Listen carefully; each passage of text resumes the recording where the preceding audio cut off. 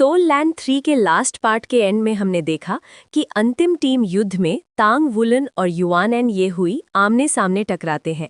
दोनों पूरी ताकत से शुरुआत करते हैं और इच्छा शक्ति की जबरदस्त भिड़ंत होती है।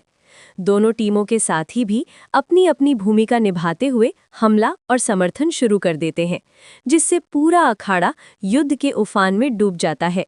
तो चलिए वीडियो शुरू करते हैं। डुआन हुनशियाओ की उदास धुन अखाड़े में गूंजती रही। बर्फीले तूफान की तीव्रता धीरे धीरे कम होने लगी, जिससे साफ जाहिर था कि उसका दूसरी टीम पर असर पड़ रहा है। बाई हानयाग मुस्कुराई और एक कदम पीछे हट गई, डुआन हुनशियाओ को अपनी जगह लेने देती हुई।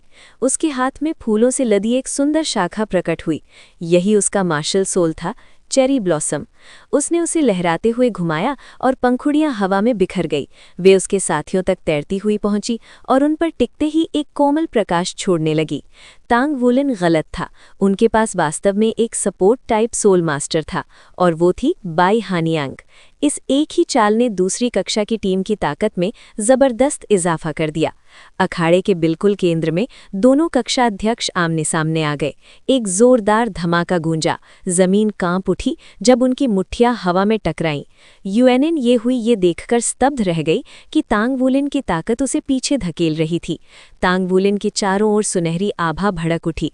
उसने पैरों से जोर लगाया और उसका पीछा करते हुए छलांग लगा दी। हालांकि यूएनएन ये हुई पीछे हट गई, लेकिन उसे कोई वास्तविक चोट नहीं आई। थोड़ी दूरी मिलते ही उसने पलटवार किया और एयर कैनन का उपयोग किया, शॉकवेव्स की बौछार तांग वुलन की ओर भेजते हुए। इसी मौके का फायदा उठाकर डुआन हुनशियाओ ने एक और सुर छेड़ा। उस धुन के प्रभाव में तांग वुलन की ताकत कुछ कम हो गई। फिर भी तांग वुलन का भाव शांत जल जैसा था। उसने अपने दोनों हाथ आगे बढ़ाए और कंट्रोलिंग क्रेन कैप्चरिंग ड्रैगन का प्रयोग किया। एक शक्तिशाली प्रतिकर्षण बल ने यूएनएन ये हुई के हमलों को किनारे मोड़ दिया। सिर घुमाकर तांग वुलन ने डुआन हुनशियाओ की ओर देखा। डुआन अभी अगला सुर बजाने ही वाला था कि तांग वुलन की आंखें बैंगनी चमक उठी और उसने उस पर आध्यात्मिक आक्रमण कर दिया। सोल ट्यूनिंग एक अत्यंत शक्तिशाली भीड़ नियंत्रण सोल स्किल थी। एक बार कोई इसके प्रभाव में आ गया तो उससे निकलना बेहद कठिन था। लेकिन इस कौशल की एक घातक कमजोरी थी, इसके प्रभाव प्रकट होने में समय लगता था।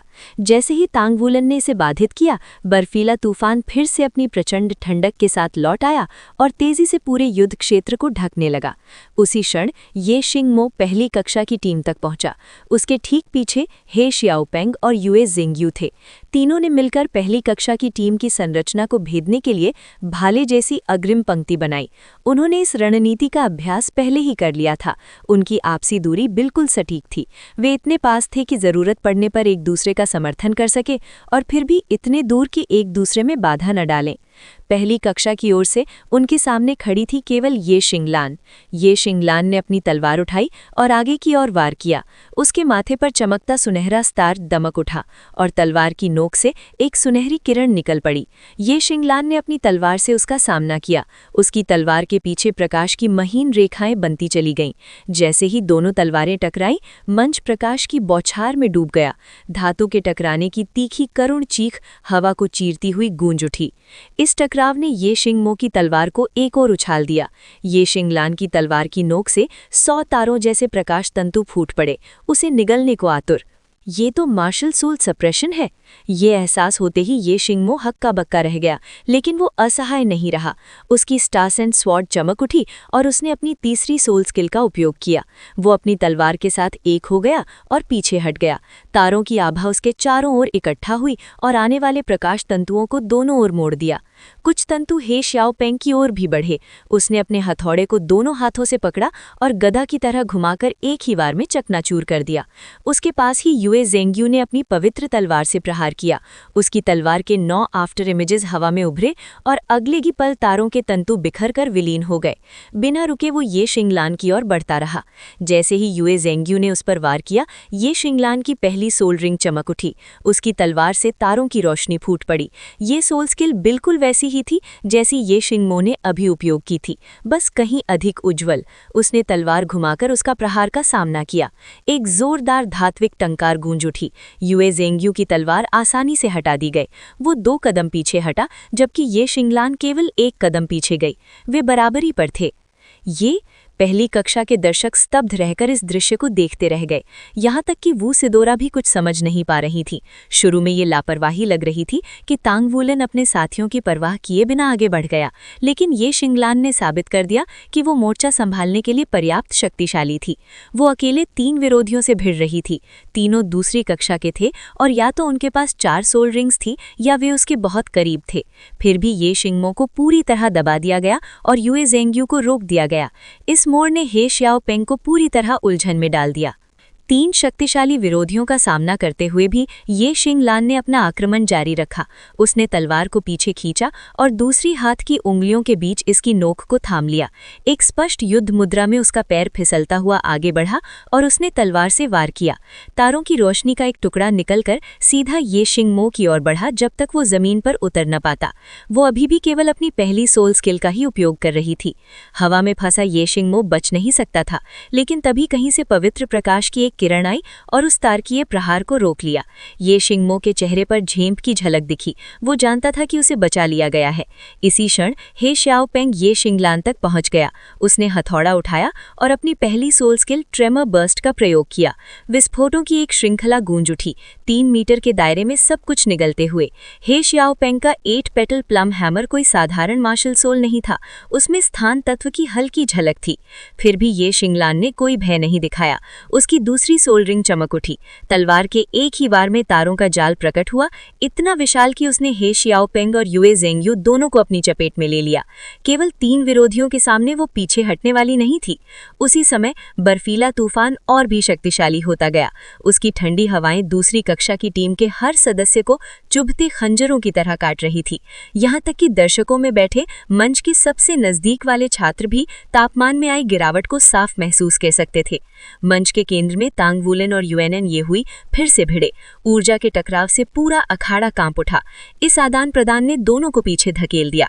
वे अभी भी पूरी तरह बराबरी पर थे। अपनी ड्रैगन रक्त शक्ति को पूरी तरह उभारते हुए और गोल्डन ड्रैगन बॉडी का उपयोग करते हुए तांग वुलन अपनी 3 आत्मा वलयों के साथ 5 मीटर ऊंची युआनेन येहुई के सामने बराबरी से खड़ा था, जिसकी शक्ति डायमंड टाइटन से और बढ़ चुकी थी। मौजूद सभी लोगों में से इस दृश्य ने सबसे अधिक झटका स्वयं युआनेन येहुई को दिया। वो जानती थी कि तांग वुलन शक्तिशाली है, लेकिन उसने कभी नहीं सोचा था कि वो उसका मुकाबला कर पाएगा, खासतौर पर तब जब उसे अभी अभी चौथा आत्मा वलय मिला था। उसे पूरा विश्वास था कि उनके बीच की खाई और बढ़ गई है। फिर भी तांग वुलन की शक्ति ने उसकी सारी उम्मीदों को चकनाचूर कर दिया। उसके युद्ध कवच से सजे ड्रैगन क्लॉ ने उसे सबसे अधिक स्तब्ध कर दिया। उसके कुचलने वाले प्रभाव का सामना करने के लिए उसे अपनी छिपी हुई शक्ति का सहारा लेना पड़ा। 4 आत्मा वलयों की साधना होने के बावजूद वो तांग वुलन के हमलों से बिना क्षति के नहीं बच सकी। इस आदमी की रक्तसार शक्ति आखिर कितनी भयानक है। डायमंड टाइटन सक्रिय होने के बाद भी मैं उसकी बराबरी नहीं कर पा रही। क्या यही पुरुष और महिला का अंतर है? नहीं, ऐसा नहीं हो सकता। मैंने कभी किसी पुरुष को इतना शक्तिशाली नहीं देखा। तांग वुलन को एक असीम स्वतंत्रता का अनुभव हो रहा था। उसकी रक्तसार धारा उल्टी दिशा में बहने लगी, स्मूथ और अवरोध रहित।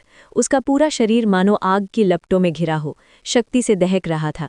उसका हर वार किसी भारी वाहन की टक्कर जैसा था, विशेषकर दाहिने हाथ से किए गए हमले। दस्ताने ने उसकी रक्तसार शक्ति को कई गुना बढ़ा दिया, उसके प्रहारों में भार जोड़ा और गोल्डन ड्रैगन क्लॉ को पहले से कहीं अधिक घातक बना दिया। युद्ध कवच की शक्ति की बुनियाद उपयोगकर्ता के साथ उसके पूर्ण एकीकरण में होती है। जब तक वो अपने स्वामी के साथ एक न बन जाए, तब तक वो उसकी क्षमताओं को सही मायनों में बढ़ा नहीं सकता।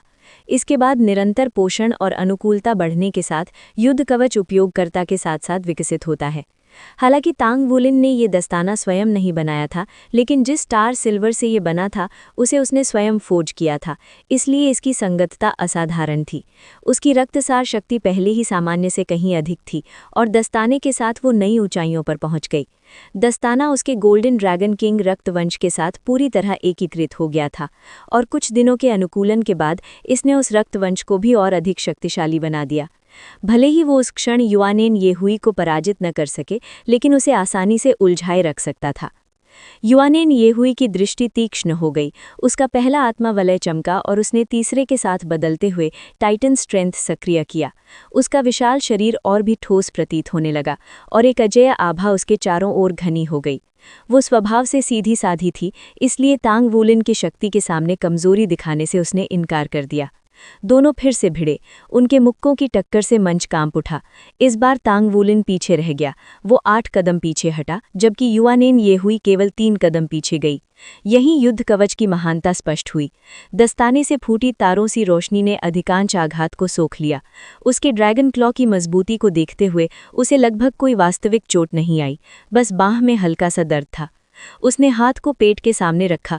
बांह पर मौजूद शल्क ऐसे लहराए मानो सांस ले रहे हों। उस हमले ने उसकी काफ़ी सहनशक्ति खर्च कर दी थी, लेकिन हार के बावजूद उसे कोई वास्तविक नुकसान नहीं हुआ। तांग वुलिन ने गहरी सांस ली। उसका पेट फूल गया, आंखें सुनहरी रोशनी से चमक उठीं और उसकी सुनहरी आभा ठोस हो गई। फिर उसके शरीर से एक गूंजता हुआ ड्रैगन गर्जन फूट पड़ा, जो पूरे वातावरण में प्रतिध्वनित हो उठा। मंच पर बैठे स्कारलेट ड्रैगन डूलो झुओशी आंखें फाड़े देख रहे थे। वो लड़का सचमुच सफल हो गया। सुनहरी धाराएं तांग वुलिन के चारों ओर इकट्ठा होकर उसके पीछे एक विशाल आभासी ड्रैगन मस्तक का रूप लेने लगी। उसने दोनों हथेलियां आकाश की ओर उठाईं और ड्रैगन की गर्जना और भी तीव्र हो गई। उसके आसपास की जगह उन्माद में डूब गई। बर्फीला तूफान तक उसके पास नहीं आ सका। युआनेन येहुई के चेहरे पर गंभीरता छा गई। उसने बायां पैर आगे बढ़ाया, नीचे झुकी और पहली बार अपनी चौथी आत्मा कला का उपयोग किया। उसके टाइटन शरीर को ढकने वाले बाल सुनहरे हो गए। उसका शरीर थोड़ा सिकुड़ा, लेकिन बदले में उसकी बाहें दोगुनी मोटी हो गईं। चारों हाथ पैरों पर झुकी गरिल्ला जैसी मुद्रा में वो आदिम शक्ति से भर उठी। उसकी आंखों में रक्त लाल उन्माद चमक उठा। वो ठीक उसी तरह बर्सर्क अवस्था में चली गई जैसे डायमंड बबून। ये कोई सामान्य उन्माद नहीं था, उसके शरीर ने भी परिवर्तन किया था। टाइटन जायंट एप और डायमंड बबून स्पिरिट सोल की सर्वश्रेष्ठ विशेषताओं का संलयन। हालांकि उसकी आंखें लाल थीं, लेकिन वो अभी भी स्पष्ट और जागरूक थीं। ये उन्माद उसकी चेतना को प्रभावित नहीं कर रहा था। यही उसकी चौथी आत्मा कला की शक्ति थी, डेविल टाइटन, जो उसे उसके दूसरे आत्मा वलय से मिली थी। टाइटन जायंट एप रक्तवंश और डायमंड बबून स्पिरिट सोल की शत्रुता के कारण उसे इनके संलयन में अत्यंत कष्टदायक परीक्षा से गुजरना पड़ा था। वो लगभग साधना विचलन का शिकार हो गई थी, लेकिन अंत में उसने अपने फॉलन एंजल मार्शल सोल की सहायता से दोनों विरोधी रक्तवंशों को दबाते हुए डायमंड बबून स्पिरिट सोल से संलयन कर लिया। इस संघर्ष ने उसके titan giant ape martial soul में उत्परिवर्तन पैदा किया। परिणाम स्वरूप डेविल टाइटन का उपयोग करते समय उसकी ऊंचाई 5 मीटर से घटकर 4 मीटर रह गई। लेकिन इसका अर्थ शक्ति में कमी नहीं था, बल्कि उसकी शक्ति डायमंड टाइटन के बराबर बढ़ गई थी। इसके अतिरिक्त डेविल टाइटन ने उसकी सभी क्षमताओं के प्रभाव को दुगना कर दिया था। हालांकि इस शक्ति के साथ कई कठोर प्रतिबंध थे। डेविल टाइटन सक्रिय करने से पहले उसे टाइटन स्ट्रेंथ और डायमंड टाइटन दोनों का उपयोग करना पड़ता था। इसके अलावा इस अवस्था में उसे डायमंड बबून स्पिरिट सोल के साथ संलयन बनाए रखना पड़ता था। 3 आत्मा कलाएं और बर्सर्क अवस्था एक साथ उपयोग करने से उसकी आत्मा शक्ति का भयानक उपभोग होता था। वर्तमान साधना स्तर पर वो इसे केवल 3 मिनट तक बनाए रख सकती थी, लेकिन ये 3 मिनट उसके विरोधियों के लिए अत्यंत भयानक होने वाले थे। जब वो शीशे के साथ अभ्यास कर रही थी, तब उसने इस कौशल का उपयोग नहीं किया था, लेकिन तांग वुलिन से हुई कुछ ही झड़पों में उसने भारी प्रभाव महसूस किया और उसे ये पत्ता खेलना पड़ा। अब उसका पूरा शरीर गहरे स्वर्ण आभा से ढक गया था। उसकी लाल आंखों में उन्माद देखने वालों के दिल दहला रहा था। उसके चारों ओर दमनकारी आभा लगभग छुई जा सकती थी। पास खड़े लोगों को सांस लेना भी कठिन लग रहा था। 3 मिनट, ये तो काफी है। मंच के किनारे खड़ी होली स्पिरिट डूलो आश्चर्य से भर गईं। आजकल के बच्चे वाकई अविश्वसनीय हैं। सिर्फ 4 वलयों के साथ इतनी शक्ति, अद्भुत। युआनेन येहुई दहाड़ते हुए आगे बढ़ी और तांग वुलिन पर एक विशाल मुक्का झोंक दिया। इसी समय तांग वुलिन की रक्तसार शक्ति चरम पर पहुंच गई थी। उसने हथेलियां आगे बढ़ाईं। उसके पीछे बना सुनहरा ड्रैगन मस्तक गर्जना करता हुआ आगे झपटा। उसके 5 मीटर के दायरे में सब कुछ सुनहरा हो गया। उसने golden dragon shocks the heavens का प्रहार किया। इस बार भले ही तांग वुलिन ने बीन बन नहीं खाया था, लेकिन पिछले 3 दिनों में उसने इस तकनीक को गहराई से परिष्कृत किया था। ये प्रहार वू सिद्धुओं के विरुद्ध यूज किए गए प्रहार से जरा भी कमजोर नहीं था। Golden dragon shocks the heavens सीधे युआनेन येहुई से टकराया। मंच के केंद्र से एक भयानक विस्फोटक तरंग फूटी। हवा और धूल उन्माद में भर गए और पूरा सभागार गूंजते हुए गर्जन से कांप उठा। धूल छंटते ही दोनों एक दूसरे से जूझते दिखाई दिए। तांग वुलिन को लाल सुनहरी आभा घेरे हुए थी और युआनेन येहुई की मुट्ठियां पूरी तरह सुनहरी हो गई थीं। Golden dragon shocks the heavens का प्रभाव। अचानक दोनों अलग हो गए। उनके बीच बनी ऊर्जा शून्यता से तेज हवा उठी, जिसने बर्फीले तूफान को तितर बितर कर दिया। अगले ही क्षण वो फिर से भिड़े। इससे भी ज्यादा जोरदार धमाके ने मंच को हिला दिया और सुरक्षा बैरियर तक हल्का सा कांप गया।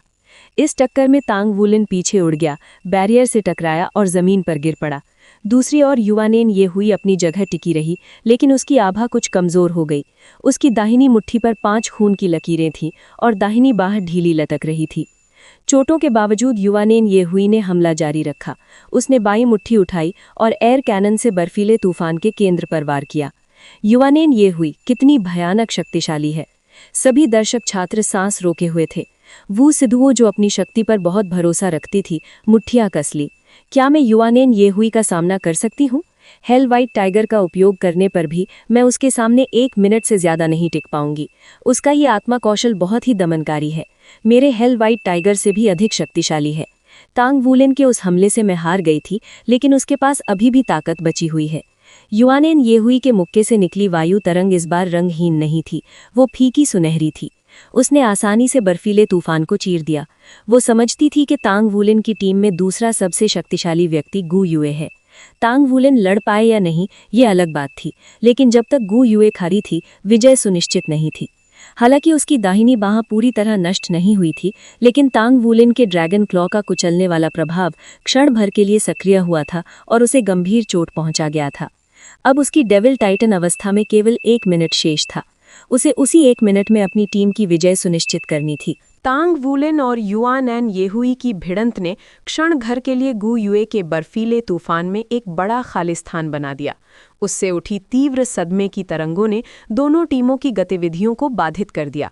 खतरे के बावजूद चांदी जैसी चमक में 2 आकृतियां मंच को चीरती हुई आगे बढ़ीं, मगर बाकी सभी इतने व्यस्त थे कि किसी का ध्यान उन पर नहीं गया, खासकर शूले जी का।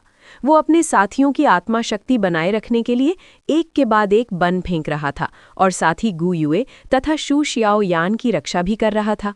तांग वुलिन की संकटपूर्ण स्थिति को देखकर उसने एक बन सीधे उसकी ओर उछाल दिया। क्या ये ब्लड थर्स्ट बीन बन है? युआनएन येहुई ने इसे स्पिरिट सोल टावर की उनकी पिछली मुहिम से पहचान लिया। मैं उसे इसे खाने नहीं दे सकती। उसने फिर से मुक्का मारा। एक वायु तोप बन की ओर बढ़ी। सुनहरी हवा के विस्फोट ने उसे टकराते ही चकनाचूर कर दिया। इसके बाद उसने गु युए से ध्यान हटाकर फिर तांग वुलिन पर केंद्रित कर लिया। जब तक वो उसे पूरी तरह पराजित नहीं कर लेती, किसी और पर ध्यान देने की उसे फुर्सत नहीं थी। तांग वुलिन लड़खड़ाते हुए खड़ा हुआ और नाक और मुंह से बहते खून को पोंछा। वो ना तो पीछे हटा, ना ही बचने की कोशिश की। इसके बजाय वो सीधे युआनएन येहुई की ओर दौड़ पड़ा। उसके शरीर की गहराइयों से एक बार फिर ड्रैगन जैसी गर्जना गूंजी और दोनों हवा में टकरा गए। युआनएन येहुई ने तांग वुलिन के कंधे पर मुक्का मारा, मगर उसने अपनी ताकत रोक ली। उसकी घायल अवस्था को देखते हुए उसे डर था कि पूरी शक्ति से वार करने पर वो उसे जानलेवा रूप से घायल कर सकती है, लेकिन तांग वुलिन ने ये बात भांप ली। उसने पैर फिसलाकर वार के नीचे से निकलते हुए उसके दाहिने हाथ को अपने पंजे से पकड़ने की कोशिश की और बाएं पैर से उसके घुटने के पीछे झाड़ू मारने का प्रयास किया। ये तांग सेक्ट की ग्रैपलिंग तकनीक थी। युआनएन येहुई एक पल के लिए चौंक गई, मगर तुरंत संभल गई। उसने अपना बायां पैर जमीन पर जोर से पटका। मंच कांप उठा और दरारें पड़ गईं, जिससे तांग वुलिन का संतुलन बिगड़ गया और उसकी पकड़ चूक गई। इसी अवसर का लाभ उठाते हुए युआनएन येहुई ने उसके कंधे पर फिर से मुक्का मारा। अब वो उसकी हालत की परवाह नहीं कर रही थी। तांग वुलिन ने कंधा पीछे घुमाकर आघात को यथासंभव कम करने की कोशिश की, लेकिन फिर भी एक तेज धमाके के साथ वो उड़ता हुआ पीछे जा गिरा और मंच पर कपड़े की गुड़िया की तरह उछलता चला गया। युआनएन येहुई के मन में क्षणिक चिंता उठी, मगर उसने उसे दबा दी और आगे बढ़ती रही। ये एक मुकाबला था और इस समय वो पूरे द्वितीय वर्ष का प्रतिनिधित्व कर रही थी। हार अस्वीकार्य थी। उसी समय रणभूमि के दूसरे छोर पर अचानक बदलाव आया। बर्फीले तूफान के भीतर से 2 आकृतियां प्रकट हुईं, सीधे द्वितीय वर्ष की टीम की पिछली पंक्ति में। वे थे शी शिए और उसका शैडो ड्रैगन क्लोन। शी शिए ने अपनी खंजर बाई हान यांग के कंधे की ओर भोंकी। ये जानलेवा युद्ध नहीं था, इसलिए उसने उसकी गर्दन काटने का लक्ष्य नहीं चुना। दूसरा शी शिए बिजली की गति से डुआन हुन शियाओ की ओर बढ़ा और उसके हाथ पर वार किया, पहले कि वो बांसुरी से अगला सुर निकाल पाता। शी शिए ने बाई हान यांग को पूरी तरह चौंका दिया, लेकिन उसकी प्रतिक्रिया भी तुरंत थी। शीशिये की खंजर खाली हवा को चीरती हुई निकल गई क्योंकि उसका शरीर चेरी ब्लॉसम की पंखुड़ियों के विस्फोट में गायब हो गया और थोड़ी दूरी पर फिर प्रकट हुआ। एक सपोर्ट टाइप सोल मास्टर के लिए जीवन रक्षक आत्मा कौशल होना स्वाभाविक था। इधर डुआन हुन शियाओ ने अपनी कलाई घुमाकर बांसुरी से खंजर को रोक लिया। ये शीशिये तुरंत पीछे हटा और घोस्ट शैडो परप्लेक्सिंग स्टेप का उपयोग करते हुए गोल गोल घूमने लगा। सिर्फ अपनी ताकत के बल पर शीशिये दोनों को उलझाए हुए था। उसने इस क्षण को इसलिए चुना क्योंकि वो बर्फ के तूफान के फिर से तीव्र होने और पूरे मंच को ढक लेने का इंतजार कर रहा था ताकि सबकी दृष्टि बाधित हो जाए। फ्रंट लाइन पर ये शिंग मो को ये शिंग लान ने पूरी तरह दबा दिया था। वो घायल, थका हुआ और उसकी छाती से खून बह रहा था, वहां जहां उसके शरीर को उसकी स्टार थ्रेड्स ने काटा था। इस समय ये शिंग लान युअथ जेंग्यू और हे शियाओ पेंग दोन के खिलाफ अकेले जूझ रही थी। उसकी स्टार गॉड तलवार हवा में नृत्य कर रही थी और वो अपने 3 आत्मा कौशलों के बीच लगातार अदला बदली करते हुए घातक हमलों की बारिश कर रही थी। हर कौशल में वो ठीक उतनी ही आत्मा शक्ति का प्रयोग कर रही थी जितनी आवश्यक थी। 2 शक्तिशाली विरोधियों का सामना करते हुए भी उसे कभी रक्षात्मक होने की आवश्यकता नहीं पड़ी। निस्संदेह पूरे रण क्षेत्र में सबसे बुरी हालत ये शिंग मो की थी। ये शिंग लान से लड़ते हुए उसकी शक्ति आधी रह गई थी। कई बार हथियारों के टकराव के बाद जब उसे हर बार मार्शल सोल दमन का अनुभव हुआ तब उसे एहसास हुआ उसकी मार्शल सोल स्टार गॉड तलवार थी। मार्शल सोल दमन एक रहस्यमयी घटना है जो केवल समान मूल वाली मार्शल सोल्स के बीच होती है। तांग वुलिन के गोल्डन ड्रैगन किंग रक्तवर्ग का सभी ड्रैगोनिक रक्त को दबा देना इसका उत्तम उदाहरण है। ये शिंग मो की स्टार सेंट तलवार शक्तिशाली थी, लेकिन स्टार गॉड तलवार उससे कहीं ऊपर थी। वे दोनों एक ही कुल से थी, मगर ये शिंग लान की मार्शल सोल एक वेरिएंट थी। पूरे ये कुल के इतिहास में स्टार गॉड तलवार केवल 7 बार प्रकट हुई थी। इसका धारक हमेशा कुल का मुखिया बना और उन्हें समृद्धि के नए युग में ले गया। ये शिंगलान इसी पीढ़ी की स्टार गॉड तलवार की उत्तराधिकारी थी। ऐसे में ये शिंग मो का चेहरा कड़वा होना स्वाभाविक था। स्टार सेंट तलवार के साथ स्टार गॉड तलवार का सामना करना असंभव था। उसकी मार्शल सोल पूरी तरह दब चुकी थी, इसलिए उसके पास केवल एक विकल्प बचा, लक्ष्य बदलना। वो ये शिंगलान से अलग हुआ और गु युए और शू शियाओ यान की ओर तलवार तान दी। उसे अपने साथियों की चिंता नहीं थी। उसकी टीम के पास उपाध्यक्ष डुआन हुन शियाओ था, जिसकी शक्ति युआन एन येहुई के बाद दूसरे स्थान पर थी और जिसके पास अनेक गुप्त उपाय थे। टीम की शक्ति पर भरोसा करते हुए उसने 2 लड़कियों और फूड टाइप सोल मास्टर को हटाने का निर्णय लिया। ये शिंग मो ने स्टार सेंट तलवार से गु युए पर सीधा वार किया, लेकिन उसी क्षण उसके पैरों तले सितारों की रोशनी फूट पड़ी। उसकी तलवार से उसका संपर्क टूट गया और एक श्वेत हथेली उसके सिर पर आ टकराई। भीषण ठंड उसके शरीर में उतर गई। उसकी आंखों के सामने केवल सफेदी रह गई। शू शियाओ यान की स्टार व्हील शैकल्स और गु युए के तत्व नियंत्रण के संयोजन से किसी सोल मास्टर को पराजित करना इतना ही सरल था। ये शिंग मो एक एजिलिटी टाइप सोल मास्टर था, इसलिए उसकी रक्षा वैसे भी कमजोर थी। स्टार व्हील शैकल्स द्वारा दिया गया मात्र 1 सेकंड का पूर्ण नियंत्रण उसे रोकने के लिए पर्याप्त था। शू शियाओ यान पूरे युद्ध के दौरान इसी अवसर का इंतजार कर रही थी। उसकी अन्य क्षमताएं साधारण थीं, यहाँ तक कि उसका ब्लिजर्ड भी। उसकी सबसे बड़ी ताकत उसकी स्टार व्हील शैकल्स थी। प्रभाव भले ही सरल हो, लेकिन सही समय पर उपयोग किया जाए तो युद्ध की दिशा पलट सकती थी। गु युए ने शू शियाओ यान की ओर मुड़कर कहा, जाओ शिंगलान की मदद करो, मैं वुलिन की सहायता करती हूँ। हरे प्रकाश में लिपटी हुई वो तांग वुलिन की ओर दौड़ पड़ी। समय आ गया था। मुकाबले से पहले के 3 मिनटों में तांग वुलिन ने योजना बनाई थी कि गु युए और शू शियाओ यान मिलकर किसी एक विरोधी को फंसाकर जल्दी बाहर निकालेंगे। जैसे ही द्वितीय वर्ष की टीम का एक सदस्य गिरता, वे अगले चरण में प्रवेश कर सकते थे। शीशिये का कार्य था तूफान की आड़ में सपोर्ट या कंट्रोल टाइप सोल मास्टर्स पर अचानक हमला करना। ये शिंगलान को विरोधियों को उलझाए रखना था। अब समय था तांग वुलिन और गु युए को मिलकर युआन एन येहुई को पराजित करने का। युआन एन येहुई ने एक और प्रचंड हमलों से तांग वुलिन को फिर हवा में उड़ा दिया। उसकी लाल आंखों में आश्चर्य भर गया। ये दूसरी बार था जब उसने उसे पूरी तरह कुचल दिया था। उसे लगा था कि अब उसके लिए उठ पाना असंभव है, मगर उसने उसकी उम्मीदों को फिर से उलट दिया। तांग वुलिन फिर खड़ा हुआ और दर्द से कराहते हुए अपने कंधे घुमाए। फिर वो एक बार और उस पर टूट पड़ा। क्या ये लोहे से बना है? युआनएन येहुई ने अब तांग वुलिन को कमतर नहीं आंका। उसने पहले उसे एक ड्रैगोनिक सोल बीस्ट को पल भर में कुचलते देखा था, इसलिए वो जानती थी कि उसका गोल्डन ड्रैगन क्लॉ कितना घातक है। एक और संक्षिप्त टकराव के बाद उसने उसे फिर उड़ा दिया। उसी क्षण गु युए वहां पहुंची। उसने हाथ उठाया और बर्फ की नुकीली शलाकाओं और पवन ब्लेड्स की बौछार युआनएन येहुई की ओर भेज दी। युआनएन येहुई चौंक गई। तुम मेरे पास क्यों आ रही हो? एक एलिमेंटल टाइप सोल मास्टर का निकट युद्ध में आना तो सीधे मौत को बुलाना है। युआनएन येहुई ने गु युए के हमले से बचने की जरा भी परवाह नहीं की। डेविल टाइटन ने उसकी रक्षा को उतना ही बढ़ा दिया था जितना उसकी शक्ति को। यहाँ तक कि गोल्डन ड्रैगन बॉडी से सशक्त तांग वुलिन के हमले भी उसके शरीर में सिर्फ हल्की सी झंझनाहट ही पैदा कर पा रहे थे। हवा की धारों और बर्फ की सुइयों की बौछार उसे केवल गुदगुदा रही थी। उसने खींचकर गु युए की ओर हाथ झटका, लेकिन वार पड़ने से पहले ही ब्लू सिल्वर घास की एक लता गु युए की कमर में लिपट गई और उसे पीछे खींच ले गई। तांग वुलिन एक बार फिर जमीन से उठ खड़ा हुआ था और उसने गु युए को खतरे से बाहर खींच लिया। फिर भी पीछे हटते हुए भी गु युए युआनएन येहुई पर लगातार तत्वीय हमले बरसाती रही। ये आदमी चमड़े जितना सख्त है। युआनएन येहुई ने गु युए पर मुक्का मारा। इस बार उसके साथ हवा का जोरदार विस्फोट भी भेजा, लेकिन तांग वुलिन ने फिर से गु युए को खींचकर बचा लिया। इसके बाद वो नए जोश के साथ युआनएन येहुई की ओर दौड़ा। दौड़ते दौड़ते उसने एक बन अपने मुंह में ठूस लिया। ब्लडथर्स्ट बीन बन।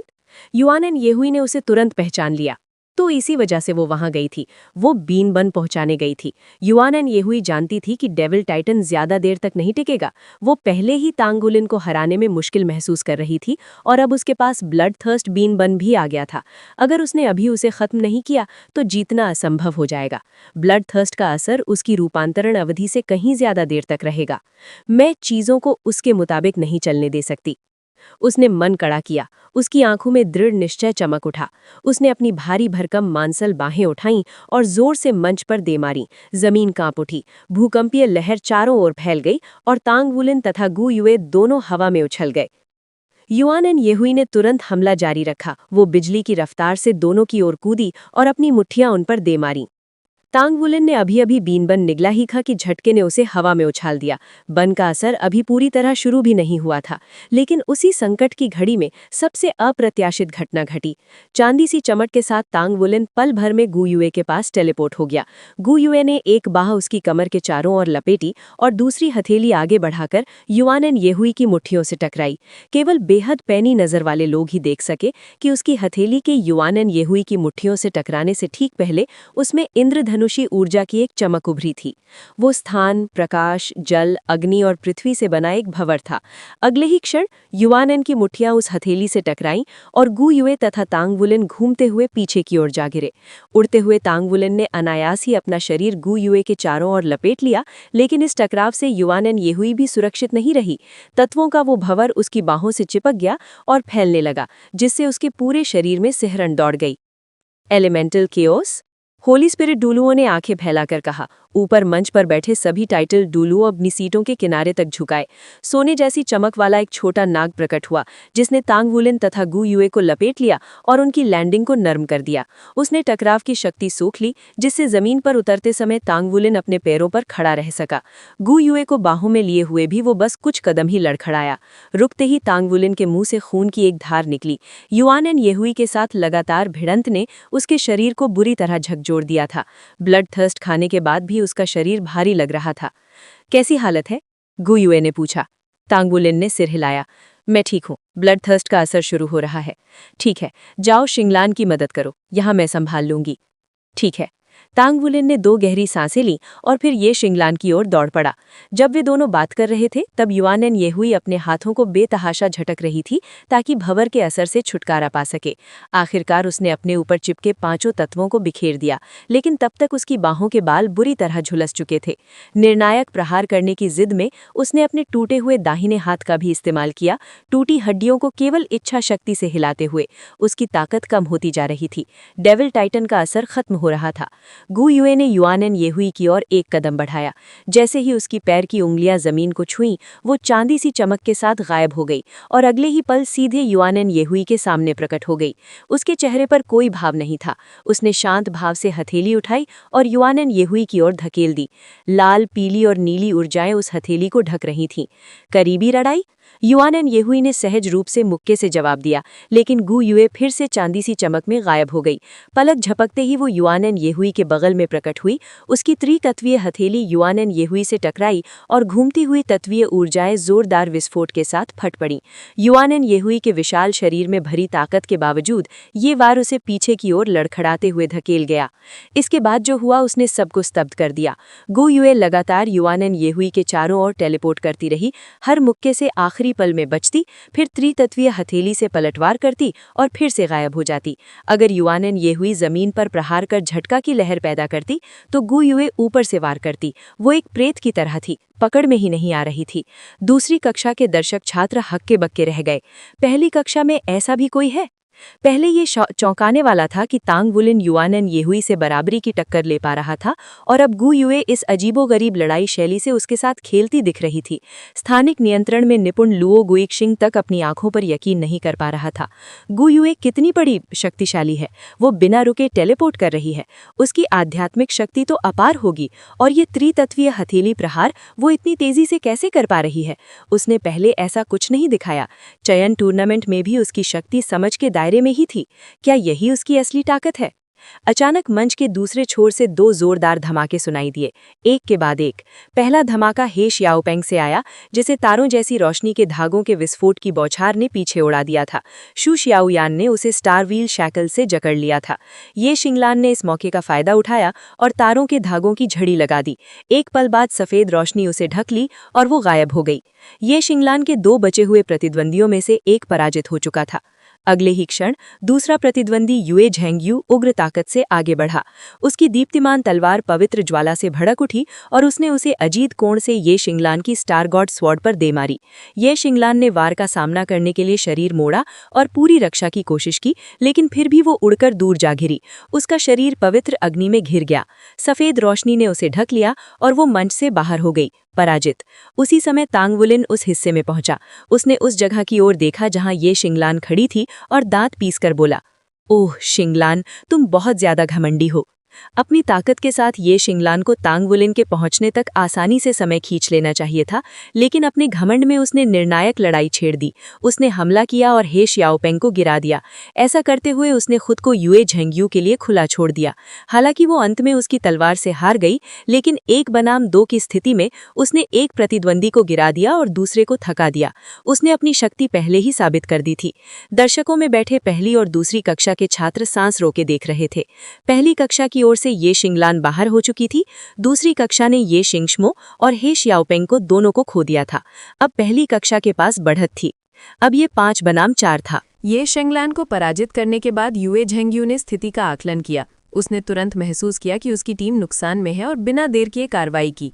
एक पवित्र आभा ने उसे घेर लिया। उसने अपनी पवित्र तलवार उठाई और उसी क्षण उसके तीनों आत्मा वलय तीव्र चमक से जगमगा उठे। वो मानो एक आत्मा दीपक की तरह जल उठा, सूर्य के समान दीप्तिमान। पवित्र शक्ति की प्रबल तरंगे उसके शरीर से बाहर की ओर लहराने लगी। तलवार को आकाश की ओर उठाए हुए उसके चारों ओर पवित्र प्रकाश उतर आया। पूरा मंच उस दिव्य वैभव में नहाने लगा। ऊपर आकाश में सुनहरे बादलों का सागर इकट्ठा हो गया। वो दृश्य ही सबको विस्मय से भर देने के लिए पर्याप्त था। न्याय! युए झेंगयू की आवाज पूरे अखाड़े में गूंज उठी। मंच उसकी पवित्र शक्ति के सामने कांपने लगा। 3 सुनहरी प्रकाश किरणें तांग वुलिन, शू लिजी और शू शियाओयान पर आकर गिरी और पल भर में उन्हें निगल गई। उनकी आकृतियां तुरंत गायब हो गईं। वे किरणें शुद्ध पवित्र ऊर्जा से बनी थीं। उनके भीतर शू लिजी और शू शियाओयान को ऐसा महसूस हुआ मानो उनकी आत्माएं किसी ऊंचे लोक की ओर आरोहण कर रही हों। उन्हें कोई पीड़ा या कष्ट नहीं हुआ, सिर्फ एक सुकून भरी गर्माहट। किंतु उनके शरीर की आत्मशक्ति बेकाबू होकर बाहर बहने लगी। एक पल में ही उनकी आधी आत्मशक्ति समाप्त हो गई। इसके बाद कमजोरी ने उनके शरीर को जकड़ लिया। इससे पहले कि ये और आगे बढ़ता, 2 श्वेत प्रकाश किरणें अचानक निकलीं। उन्होंने पवित्र ऊर्जा की किरणों को भंग कर दिया और शू शियाओयान तथा शूलिजी को अपने भीतर समेटते हुए एक चमक में उन्हें बाहर खींच ले गईं। दोनों बाहर हो चुके थे। किसी ने भी ये उम्मीद नहीं की थी कि युए झेंगी इतनी भयानक शक्ति के साथ फूट पड़ेगा। उसके इस आक्रमण में उसकी तीनों आत्मकौशलों की संयुक्त शक्ति थी, ऐसी शक्ति जो लक्ष्य की शरीर के भीतर की ऊर्जा तक को घोल सकती थी। पल भर में ही युद्ध की दिशा पलट गई। जिस क्षण उसके दोनों साथी बाहर हुए, तांग वुलिन का स्वर्ण आत्मवलय तेजी से चमक उठा। उसके चारों ओर एक सुनहरी आभा भड़क उठी, जिसने पवित्र प्रकाश का प्रतिरोध किया। युए झेंग्यू की उज्ज्वल आभा की तुलना में तांग वुलिन की आभा में अंधकार की हल्की सी झलक थी। गहरे सुनहरे रंग की 5 धारियां पवित्र प्रकाश को चीरती हुई आगे बढ़ीं और सीधे युए झेंग्यू की ओर जा लगीं। जैसे जैसे वो उसके पास पहुंची, उसके चारों ओर अंतरिक्ष में दरारें उभर आईं। तभी एक और श्वेत चमक के साथ युए झेंग्यू मंच से गायब हो गया। सिर्फ हाथ की हल्की सी लहर के साथ होली स्पिरिट डोलुओ ने एक और छात्र को घातक क्षति से बचा लिया। युए झेंग्यू भी बाहर हो चुका था। हालांकि तांग वुलिन ने गोल्डन ड्रैगन रेड क्लॉ और ब्लू सिल्वर गोल्डन डिरे दोनों का उपयोग करके युए झेंग्यू को पराजित किया, लेकिन वो स्वयं भी पवित्र प्रकाश से अछूता नहीं बचा। प्रति आक्रमण करते ही वो एक घुटने पर गिर पड़ा, हाँफता हुआ सांस लेने लगा। पवित्र न्याय के सघन प्रहार ने उसकी सारी ऊर्जा लगभग चूस ली थी और ब्लड थर्स्ट प्रभाव भी समाप्त हो चुका था। पहले युआनएन येहुई से मिली मार और अब ये, उसकी शक्ति का भंडार पूरी तरह खाली हो चुका था। अब प्रथम वर्ष की टीम एक गंभीर स्थिति में फंस चुकी थी। यदि तांग वुलिन आगे नहीं लड़ सका तो केवल गु युए और शय ही बचे थे। हालात को और बदतर बनाने के लिए उसी समय डुआन हुनशियाओ ने शय के क्लोन को कोने में घेर लिया, जैसा कि अपेक्षित था। द्वितीय वर्ष के छात्रों की आंखों में आत्मविश्वास चमक उठा। कमजोरी तांग वुलिन के शरीर पर हावी हो चुकी थी। ये युद्ध उस पर सबसे अधिक दबाव डाल चुका था। उसने युआनएन येहुई से सीधी टक्कर ली थी और उसे रोके रखा था, पूर्ण पवित्र शक्ति का प्रहार झेला था और फिर बचे खुचे बल से युए झेंग्यू को भी गिरा दिया था। लेकिन लड़ाई अभी समाप्त नहीं हुई थी। अभी तक किसी ने जीत नहीं पाई थी। तांग वुलिन ने अपने दाहिने हाथ से जमीन को सहारा दिया, लड़खड़ाते हुए उठ खड़ा हुआ और किसी तरह संतुलन बनाया। फिर उसने गहरी सांस ली, अपने हाथ उठाए और उन्हें गोल गोल घुमाने लगा। उसके रक्तसार का प्रवाह एक बार फिर उलट गया।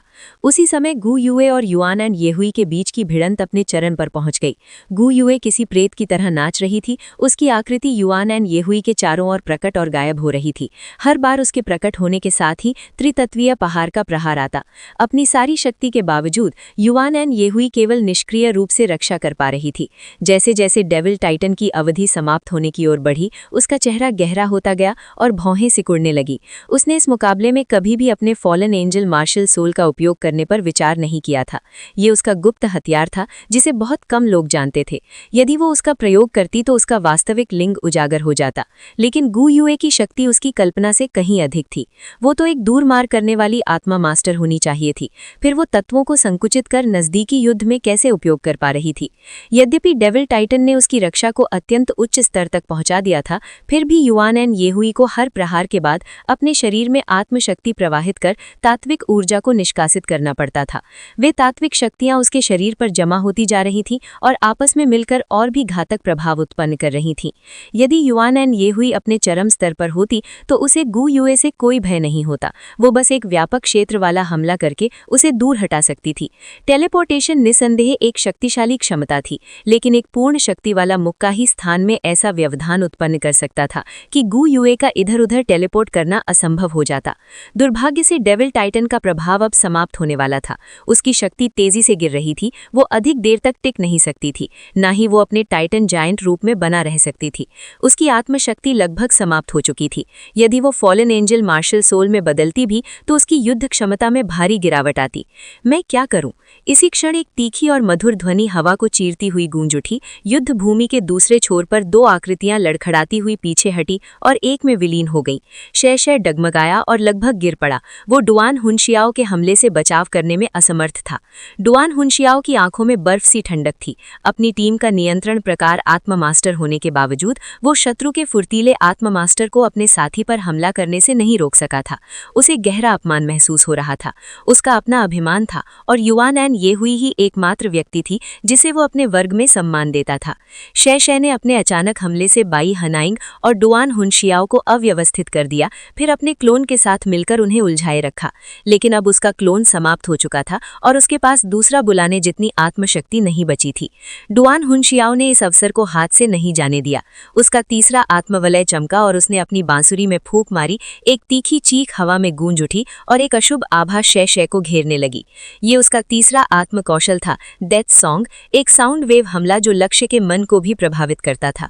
इसी क्षण बाई हनाइंग ने कार्रवाई की। उसने अपने हाथ की शाखा घुमाई और चेरी ब्लॉसम की पंखुड़ियां हवा में बिखेर दी। वे पंखुड़ियां युआनएन येहुई तक पहुंची। जैसे ही उन्होंने उसे छुआ, उसकी पीठ सीधी हो गई, उसकी आंखों में फिर से उग्रता लौट आई और एक चमकदार श्वेत आभा ने उसे घेर लिया। शक्ति पुनः प्राप्त होते ही उसने जमीन पर जोर से पैर पटका। 10 मीटर की परिधि में स्थान मरोड़ खाने लगा और कांपने लगा। गु युए अचानक प्रकट हुई और जमीन पर गिर पड़ी। कुछ कदम पीछे हटकर उसने फिर से युद्ध मुद्रा अपना ली। ये दृश्य देखकर शैनी और वू झांगकोंग की भौहें सिकुड़ गईं। युआनएन येहुई धीरे धीरे गु युए की ओर बढ़ी। शे पहले ही डुआन हुनशियाओ के द्वारा पूरी तरह नियंत्रित हो चुका था। उसका परिणाम तय था। इस लड़ाई में अब कोई सस्पेंस नहीं बचा था।